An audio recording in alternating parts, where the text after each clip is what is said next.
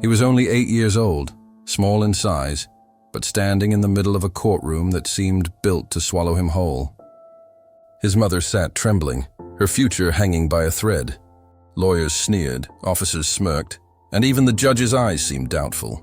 But then, with a steady voice and fearless gaze, this little boy did the unthinkable.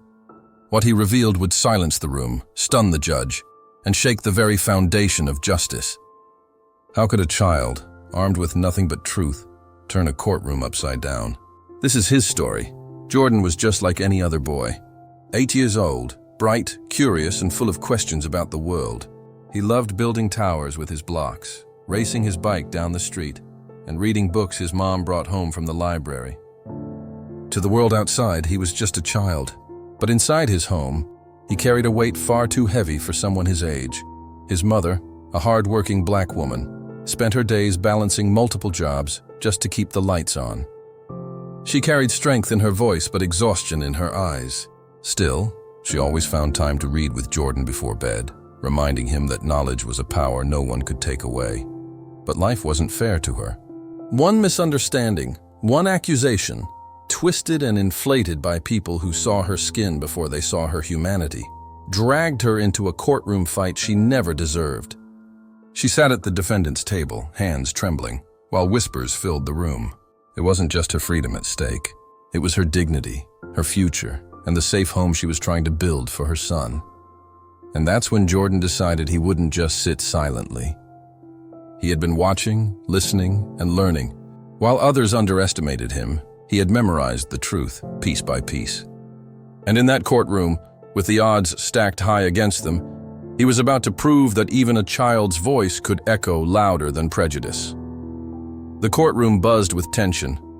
Lawyers flipped papers, officers shifted in their seats, and every eye seemed fixed on Jordan's mother as if she were already guilty.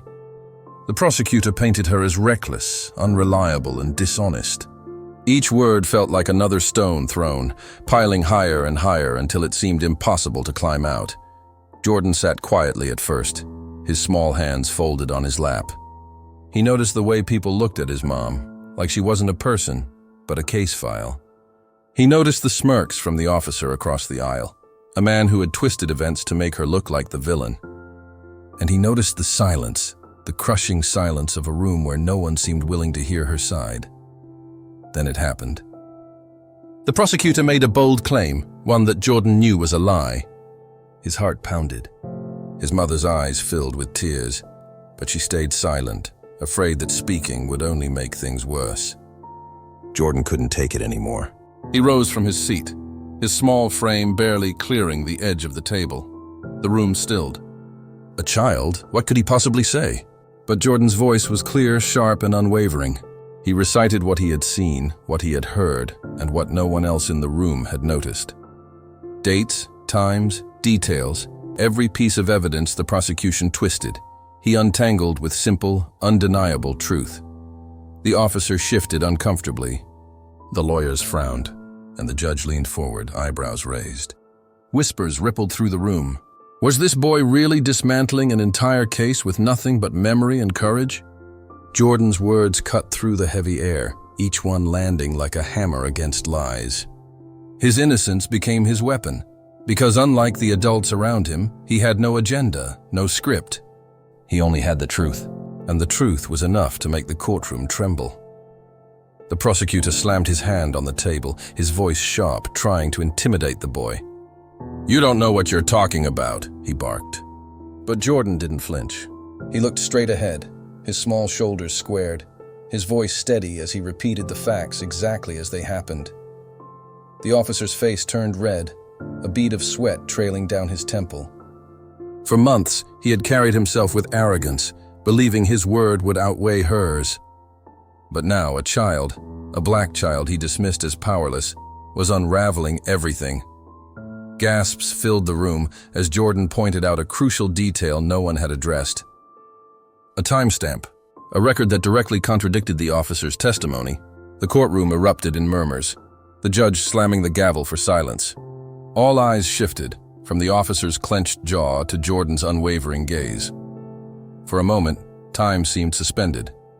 Jordan's mother covered her mouth, tears streaming silently, as she watched her son defend her in ways she never imagined.